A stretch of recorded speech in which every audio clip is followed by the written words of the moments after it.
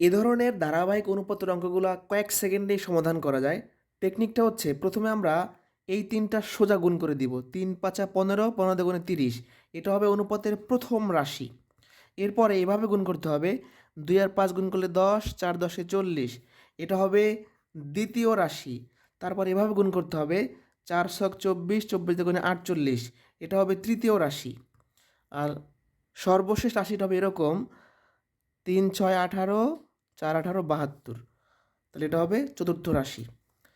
এখন প্রশ্নে চারটাই চাইতে পারে অথবা যে কোনো দুইটা চাইতে পারে। আমাদের এই প্রশ্নে চেয়েছে A:D, তাহলে এর মানটা কত?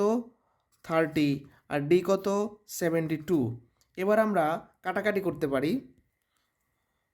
এই অনুপাতের রাশিগুলোকে আমরা যদি 6 দ্বারা ভাগ করি, 30কে 6 দ্বারা ভাগ করলে হচ্ছে 5, 72কে 6 দ্বারা ভাগ করলে হচ্ছে 12। তাহলে আমাদের হবে কত? 5:12। অ্যান্সার হবে গ নাম্বার অপশন। টেকনিকটা আমি আবারও বলছি, প্রথমে আমরা এইভাবে গুণ করব।